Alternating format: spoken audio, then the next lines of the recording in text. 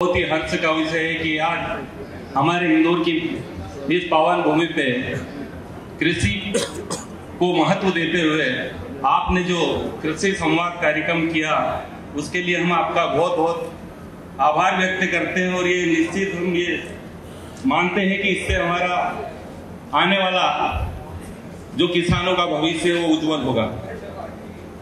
मैं ग्राम मेमदी में रहता हूँ, वहाँ पे ICAR के द्वारा पिछले 2 वर्षों से हमें सोयाबीन अनुसंधान के माध्यम से बीज उपलब्ध हो रहा है NRC 150, जिसे हम BBF पद्धति से बोते हैं, जो आजकल इनके द्वारा सुझाई गई है, जिसमें जो कतार से कतार की दूरी है वो पहले से अधिक है, मतलब 18 इंच के लगभग है, और उसमें 4 कतार के बाद एक नाली गरड़ बनती है।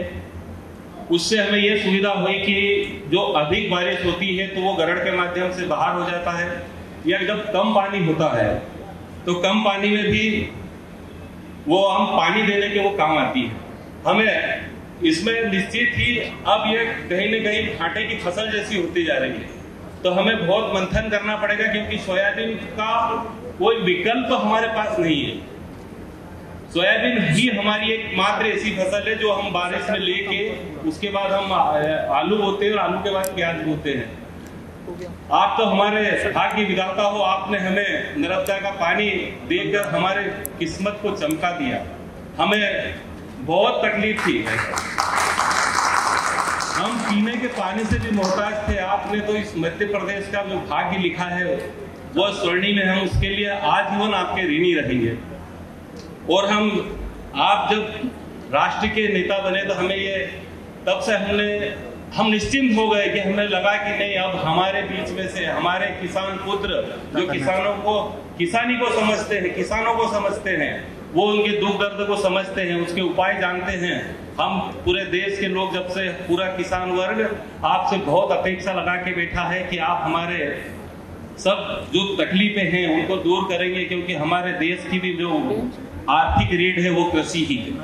इसमें मैं एक आपसे अपेक्षा भी है कि हमें उन्नत बीज और सही खाद और नकली दवाइयाँ जो मिलती है, ये हमें कोई आपके माध्यम से कोई ऐसी चेन बने कि हमें ये जो बिना बिचौलियों के जो मनमाने भाव लेते हैं और नकली दवाई, नकली बीज, नकली खाद दे देते हैं, ये किसान के लिए बहुत विष का काम करते हैं, जहर का काम करते हैं। तो मैं सभी की ओर से आपका बहुत बहुत आभार करता हूं, धन्यवाद। और सम्मानी मंच का भी धन्यवाद। हमारे किसान नेता बैठे हैं, मनोज जी है हमारे